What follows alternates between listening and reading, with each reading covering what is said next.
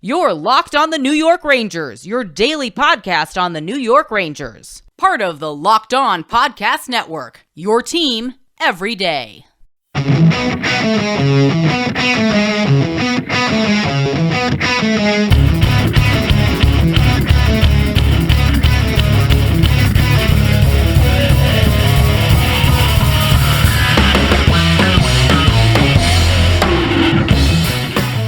Welcome back, Blue Shirts fans, to episode number 677 of the Locked On New York Rangers podcast. I'm your host, John Chick. Just want to thank you guys, as always, for making Locked On New York Rangers your first listen every day. We are free and available on all platforms, and that song you're hearing right now is, of course, Leave the Lights On from our good friends in Passafire. You can check those guys out anywhere you get your music, and we got a lot to do today.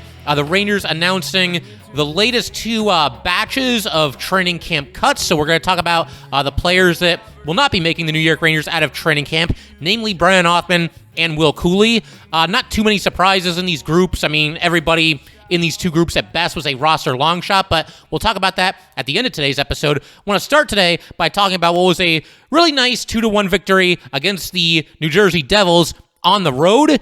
And you know, the obvious thing to say here is that, yeah, it's the preseason and blah, blah, blah, blah, blah. But you know what? I'm still really thankful and very happy that the Rangers, after a really poor performance on Thursday against the Devils, came right back a night later and really took it to them. They won the game 2-1. It's a game that they probably should have won by more goals than they did. The only reason they didn't was basically Mackenzie Blackwood, because I thought, for the most part, the Rangers completely dominated this game. And, you know, I mean, the Devils had a little bit of a push, I would say, at the start of the second period. But besides that, I thought the Rangers were absolutely skating circles around the Devils. It was basically just a complete 180 from the night prior. It should also be mentioned that, you know, yeah, there weren't a lot of the same players for the Rangers from one night to the next night. I think the only four players that played in both these games were Gauthier, Rydahl, Hyrdal, and Barclay. But something that I always talk about on this show, and it's one of the most likable traits about this New York Ranger team, is the way they respond to losses, the way they respond to tough performances. And we saw that here. And again, I realize a lot of different players from one night to the next, but it's never too early to start establishing that tone. And, you know, as far as the preseason record, the Rangers now stand at 2-1-1. And, yeah, we could talk about how these games are meaningless and, you know, et cetera, et cetera, et cetera. But bottom line, you know, I want to see the Rangers get a win here. I didn't want to see the Rangers lose 3 straight games, preseason or no preseason. And I would say of the 4 games that they've played in the preseason, this was their best performance to date. I mean, you could maybe look at the Islanders and say, well, you know, the Rangers completely dominated the Islanders on that night. But for me, this is more impressive because they had to come from behind. You know, the Devils scored first in this game. And it was a game where the Rangers deserved to be winning by more than they were, like I already mentioned. And so the fact that you hang in there and you stick with your game and you play tough and you hang on to a 1-goal lead late in the game, to me, I don't know. This is the more gratifying of the 2 wins that the Rangers have had in the preseason. Like I said, the best overall performance. It was a very rare occurrence in this game where the Rangers had a shift where there wasn't at least 1 or 2 positive things that you could take away from it. You know, either a big hit, a long possession in the offensive zone, a good shot, a nice save, a really crisp pass, winning a board battle, whatever it might be. It was just one of those nights where it felt like something good was happening every single shift for this New York Ranger team. I thought pretty much everybody played well. And again, just stark contrast to the night before. There's a lot of guys that I thought really kind of, you know, improved their standing and improved maybe their chances of making this New York Ranger team. Certainly, I don't think anybody really hurt their chances.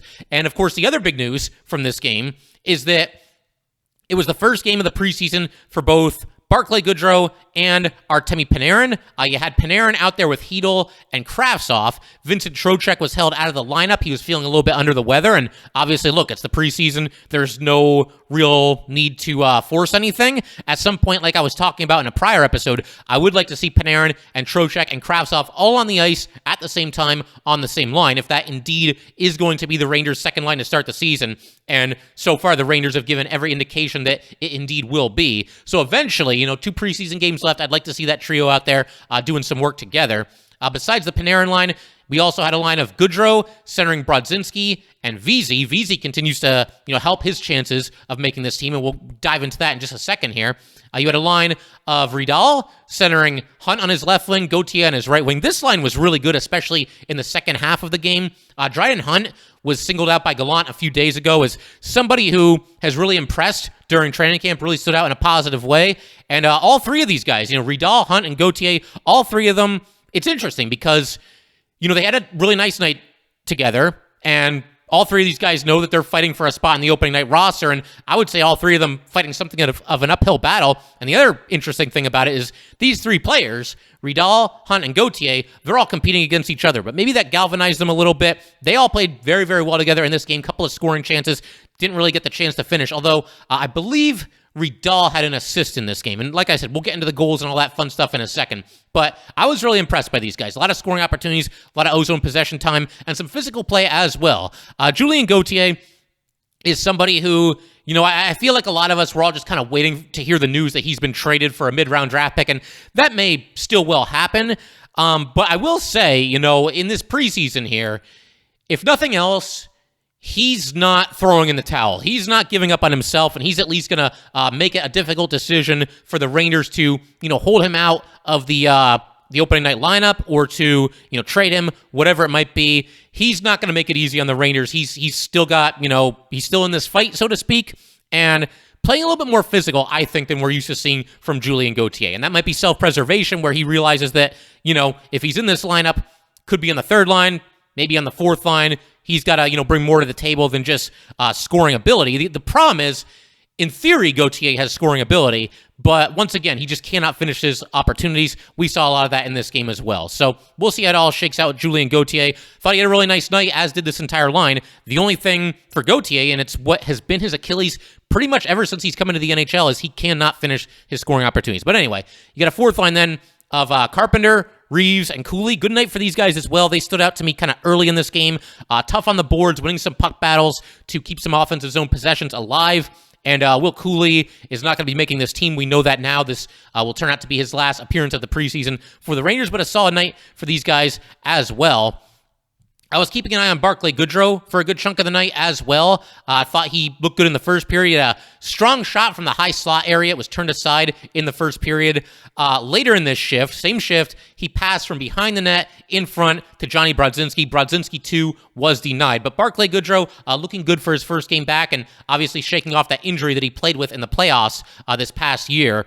And, again, the big theme for me for this one is that a lot of guys really helped their chances. A lot of guys played with desperation and had the look of players that, man, I'm fighting for my life here. I'm fighting tooth and nail to get a spot on that opening night roster. And we'll see how it all shakes out. Like I said, we're going to get into all the details of this game in just a second. We're just scratching the surface here. Going to kind of just go through the game period by period. And then I'm also going to have some closing thoughts on Brennan Othmann and Will Cuylle, neither of whom will be making the Rangers on opening night. And we're going to get to all that good stuff in just a second. But first, just want to let everybody know that today's episode of Locked On New York Rangers is brought to you by Simply Safe. The numbers don't lie. In the last decade, over 4 million people have chosen Simply Safe Home Security to protect their home. You don't earn the trust of that many people without doing something right. As Simply Safe, your safety is the only thing that matters. They protect you with cutting-edge technology powered by 24/7 professional monitoring agents who always have your back. With 24/7 professional monitoring, Simply Safe's agents call you the moment a threat is detected and dispatch police or first responders in an emergency, even if you're not at home or you can't be reached. Simply Safe blankets your home in protection with advanced sensors for every room, window, and door. HD security cameras for inside and outside your home. Smarter ways to detect motion that only alert you when a threat is real. And even hazard sensors that instantly detect fires, floods, and other threats to your home. Our monitoring experts use proprietary advanced response technology to visually confirm when a break-in is real so you can get the highest priority police dispatch. Customize the perfect system for your home in just a few minutes at simplysafe.com/lockedonnhl. Save 20% on your Simply Safe security system when you sign up for an interactive monitoring plan and get your first month free. Visit simplysafe.com/lockedonnhl to learn more. There's no safe like Simply Safe. All right, just want to thank you guys, as always, for making Locked On New York Rangers your first listen every day. We are free and available on all platforms. All right, so let's go ahead and dive into some of the highlights from this game. I thought the Rangers, they looked better in the first 5 minutes of this game than they did the entire previous game, and that kind of set the tone for how they were going to play overall on this night here against the New Jersey Devils. You had, in the first couple of minutes, Panarin made a really nice cross-ice pass to Kravtsov. Just a beautiful pass through a really tight window. Panarin finds passing lanes that you just don't even realize exist, but he can really thread the needle there. Got it to Kravtsov. Kravtsov had an opportunity. Unfortunately, his shot deflected out of play. But the more run that these two get together in the preseason and in training camp, the better. Because, again, it's certainly looking like Panarin and Kravtsov are going to be on that second line together. Panarin has kind of taken him under his wing, seems to have taken a liking to Kravtsov overall. You got to figure they're going to be out there with Vincent Trocheck. I can't imagine they would do anything there. And, the kid line's going to be together, and Mika's going to be on the top line. So by default, you got to figure Vincent Trocheck will be centering the second line. Something else that also I noticed early in this game, Jimmy Vesey with an early big hit in on the forecheck. And Vesey, it's funny because I was on Twitter, and I saw a tweet. I don't remember who it was from. I don't have the tweet in front of me, so I'm going to be paraphrasing here a little bit. But somebody said something along the lines of, of all the Rangers to have a really strong preseason, Jimmy Vesey is the one that excites me the least.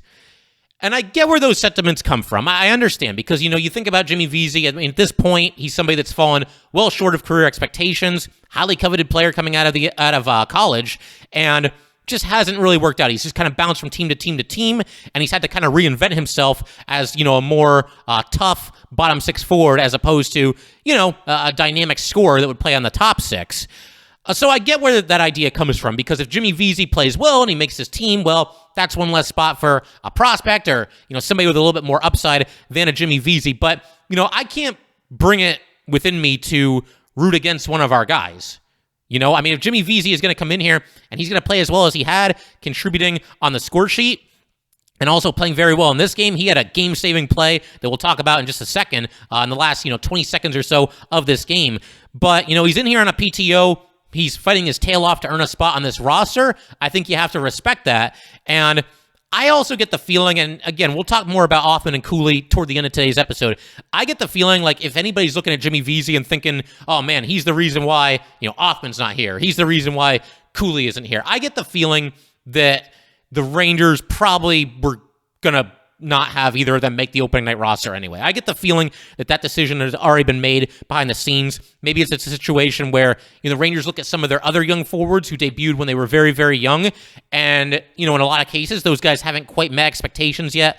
Lafreniere feels like he's on the verge of a breakthrough, but he didn't give you as much as you would have expected over his first two seasons. Kakko, same thing for his first three seasons. Even Chytil, has really battled some streakiness and really came alive in the playoffs last year, but he's fallen short out of, as far as, career expectations are concerned.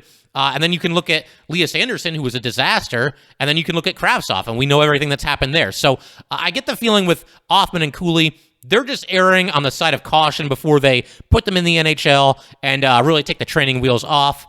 Again, I'll have more thoughts on that, their decision to do that in a little bit here, but I don't think that the ire should be, if you're mad at the Rangers for not having Cuylle or Othmann on the team, that's fine, but I don't think Jimmy Vesey is necessarily the reason why. And again, if he can come in here and make, basically the league minimum, and he can be a strong player on the bottom six, then that's a good thing for the Rangers. I'm not going to sit here and act like, oh, this is bad because, this, that, and the other thing. This player can't play here and that player can't play there.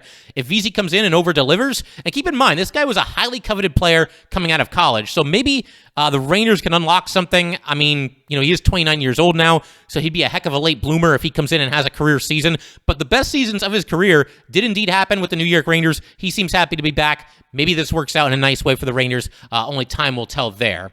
But again, I'm rooting for Vesey. If he does everything he can to make the team, then he will have earned it. Because the Rangers, they don't give out, this isn't a charity case. They don't just give starting spots to players like the New York Yankees do. Sorry, I just can't help myself every now and then with that. But anyway, rest of the first period here, yeah, the Rangers buzzing, looking dangerous. You had Ryan Reeves with a couple of chances in deep. Blackwood basically smothered his scoring opportunity right there on the doorstep. It was set up by a really nice pass from Will Cuylle out of the corner, Cuylle in front to Reeves. You had Johnny Brodzinski getting a couple of chances, put the puck just wide a couple of times. Another chance for Vitaly Kravtsov. He receives a pass at the blue line, basically just explodes toward the net. I mean, he looked fast on this, had a nifty move as he was, gaining the blue line there, put it just wide of the net.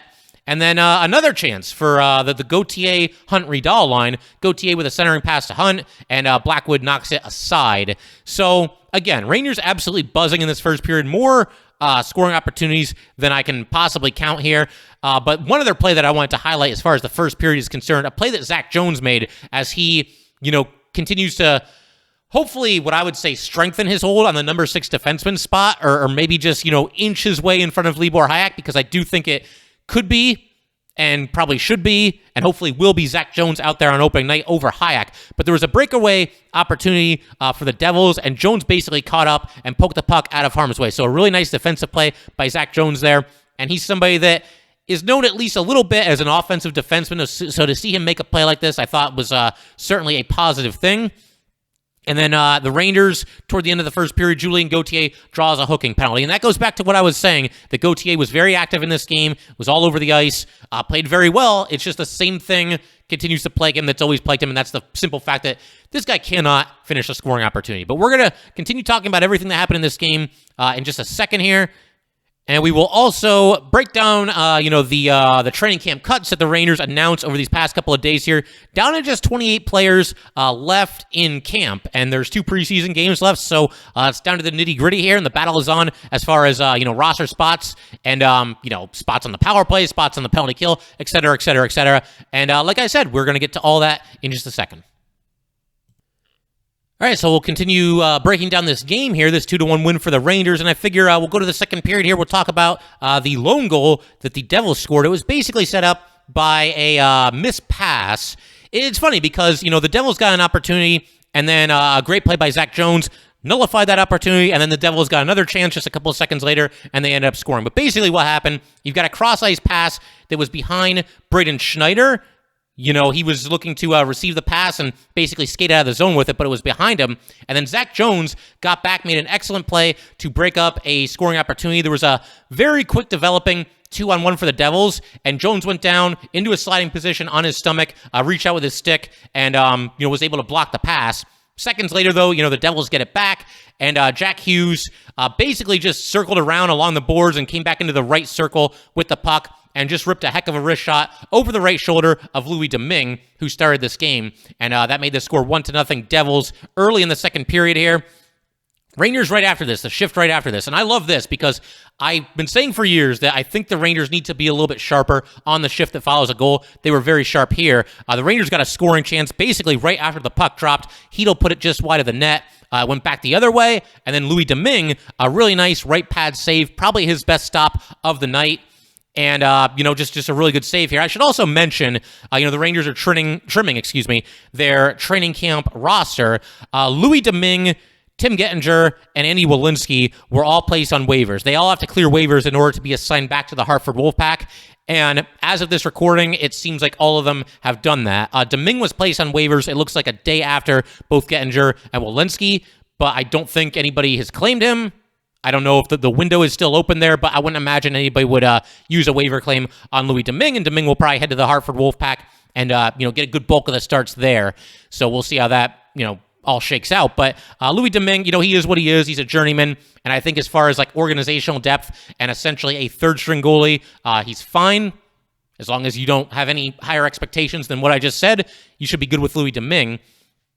Filip Chytil continues to impress. I thought he was really good in this game. He brought the puck over the blue line, drove to the net up the right side, made a spin move, really nice spin move, kind of, faked out the defenseman and took a backhand shot that was turned aside by Blackwood. And then the Rangers get a power play opportunity, and it's always interesting to see, who's on the top unit or really any unit in these preseason games when the Rangers don't have all their guys. But the Rangers rolled with a top power play unit of Goodrow, Panarin, Chytil, Kravtsov, and Trouba. Another couple of chances for Filip Chytil during this power play here. You had Panarin. He sold a shot really well, made everybody think he was shooting. Everybody kind of gravitated toward him, and then he passed to his left to Chytil. Unfortunately, the puck kind of hopped over Chytil's stick. Otherwise, this is very likely going to end up in the net. Just a beautiful pass.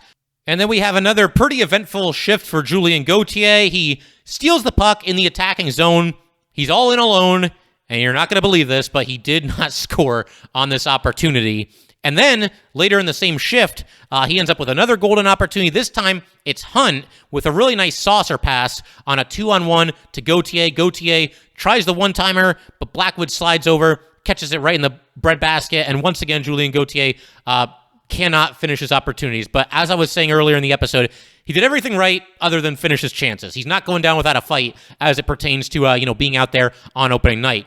We've also got Jaroslav Halak entering the game in the second period, and he was awesome. He was awesome in the previous preseason game that he played for the Rangers. This time he steps in there, and he ends up stopping every shot that he faced. He stopped 15 out of 15 shots and helped the Rangers preserve their eventual one-goal lead. So that was really nice to see.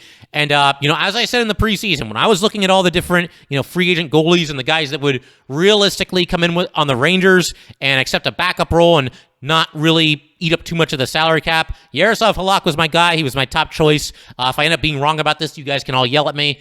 I mean, I know that we're used to rooting against him because he played all those years with the Islanders, a couple of years with the Bruins, but I do think this is a really nice under-the-radar pickup for the Rangers. I think he's going to do a nice job whenever he has to spell Igor Shesterkin.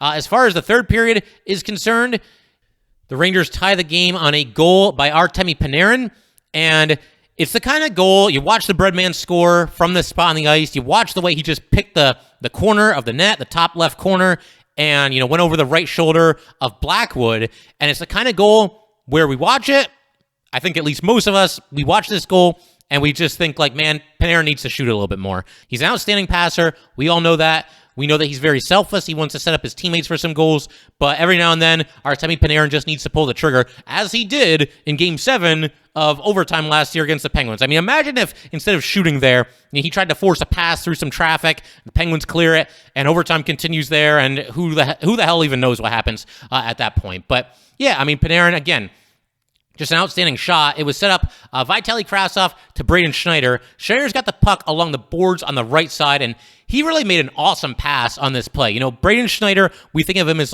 this old school, gritty, tough defenseman, and he is, but he's also got some offensive skills. Check his numbers in junior hockey. This guy will rack up some assists and chipped in offensively every once in a while with the Rangers this past season. But this is a phenomenal pass straight across the ice to Panarin. Panarin's got the puck in the left faceoff circle, just inside the dot, takes his time, really kind of lines up his shot, and just snipes, and he scores short side. So we are 1-1 at that point with 4 minutes into the third period. And then we have K'Andre Miller scoring what turned out to be the game-winning goal for the New York Rangers. You've got Rydahl passing to Hunt, Hunt back to Miller, and, Miller takes a shot from the blue line. I mean, not really the blue line. He received the pass at the blue line, moved in a little bit, and then he took his shot. But it took at least one deflection off of a Devil, and it goes into the net with about 8 minutes and change remaining, and that goal indeed made the score 2-1 for the Rangers. And again, that line was really, really good for the Rangers, especially in the third period.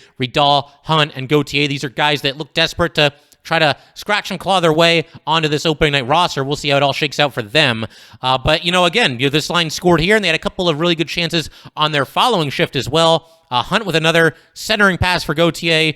Gauthier has it on the doorstep, and he does not score. Honestly, looking through my notes here, this happened even more times than I remembered. How close Gauthier came to scoring, and even Hunt a couple of times as well. The two of them seem to be kind of clicking during this night as well, but just never happened. What I thought was pretty telling, though, the Gauthier, Hunt, and Rydahl line was on the ice, and there was a play stoppage here, and obviously, you get the TV timeouts every now and then. They left that line out there for another shift. So obviously, I wasn't the only one that was impressed by what this trio was doing in this game.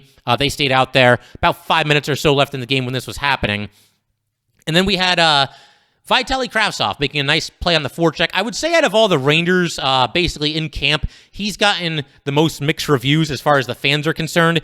I think he's done all right. I don't know that we've seen, the dynamic, skilled forward that we're all hoping that Vitaly Kravtsov will be, but I think he's done, a decent job so far. He actually made a couple of good defensive plays earlier in the preseason, a different game, and a couple of chances here and there, but I don't think we've seen the best of Vitaly Kravtsov yet. But a good play here. He was in on the forecheck, and he picked the pocket of Graves, and, he's got the puck behind the Devil's net. The only problem is that he had nobody to pass to. The Rangers were going for a change at this time, and if you look at just a camera shot it was nothing but Kravtsov and a bunch of Devils. So Kravtsov tried to play the puck in front of the net, but unfortunately there was nobody there. I'm sure by then, his teammates were jumping onto the ice and maybe trying to get into the offensive zone, but, they couldn't get there in time, and Devils take control of the puck. And then the Rangers are up 2-1 with 2:18 remaining. The Devils have an offensive zone faceoff forthcoming. They decide to pull Blackwood before the faceoff.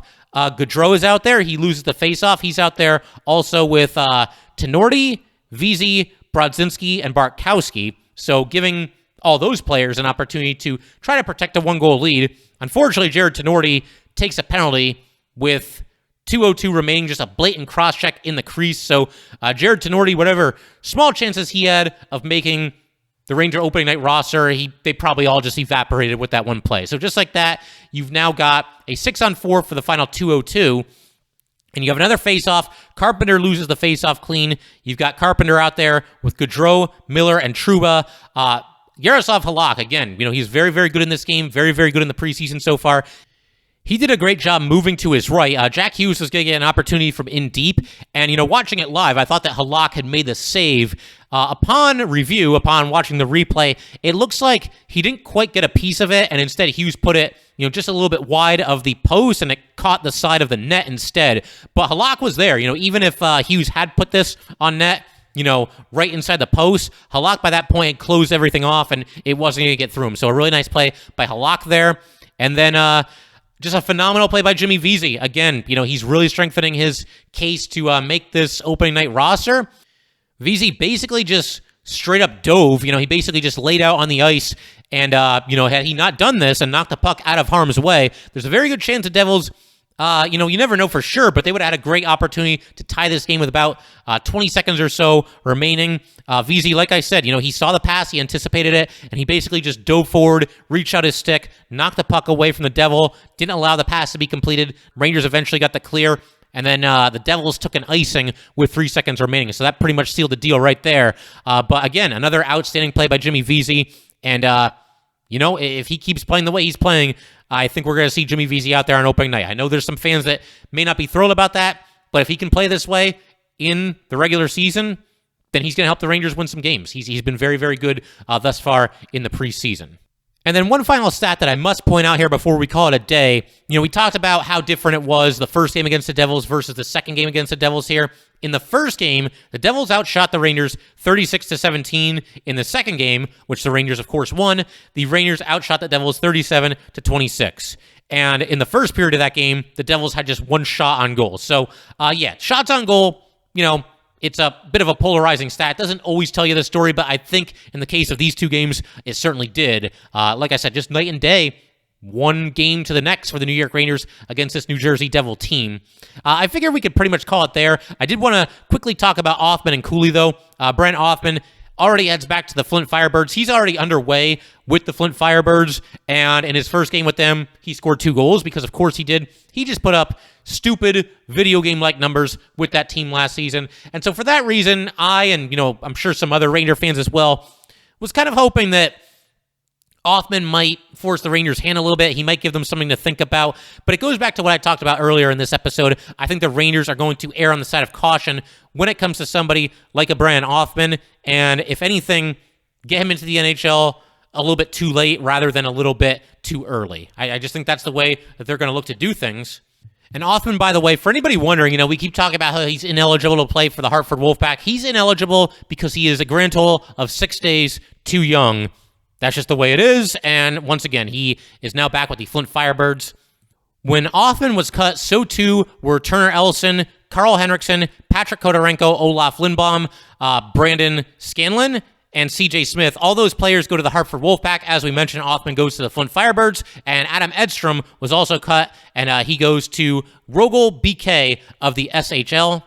And then we also had our second batch of cuts as well. Will Cuylle, the most notable. Also, Ty Emberson, Tim Gettinger, Lauri Pahuniemi, and Andy Walensky. All of those players head to the Hartford Wolfpack. And with Cuylle, he's somebody that I get the feeling he might be, it depends. If the Rangers are in a situation where they need a little bit of a spark and maybe somebody gets injured and they're going to be out long term, then I could see potentially Will Cuylle being the first player that gets an opportunity for the New York Rangers. If they're in a situation where they just need a quick call-up, somebody to fill in for maybe 2 or 3 games tops, then I could see it maybe being somebody like Johnny Brodzinski. All depends on who gets hurt and how long they're going to be out, but I would not be shocked to see Will Cuylle get his first taste of NHL action with the Rangers at some point this season. And obviously, whether it's Cuylle, Othmann, or anybody else, any of the other Ranger prospects, we will track their progress throughout the season here on Locked On New York Rangers and give you guys an update from time to time.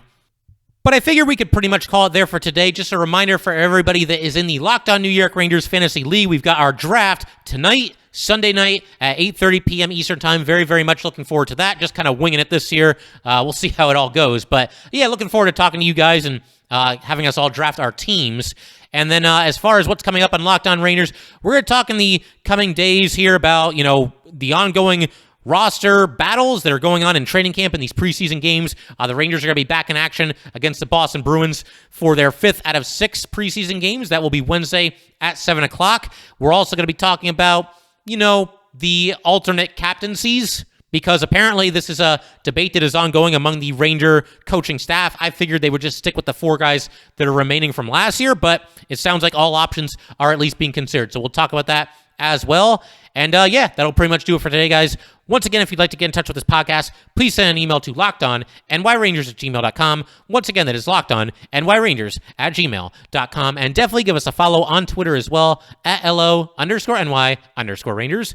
Once again, that is at @LO_NY_Rangers. And definitely subscribe to the Locked On New York Rangers YouTube channel. Thanks again, guys. I'll see you next time. Thanks for making Locked On New York Rangers your first listen every day. Now make your second listen Locked On NHL. Locked On experts give you a daily 30-minute podcast on all things NHL all year long. Stay up to date on everything in the hockey world. Locked On NHL, your daily 30-minute NHL podcast.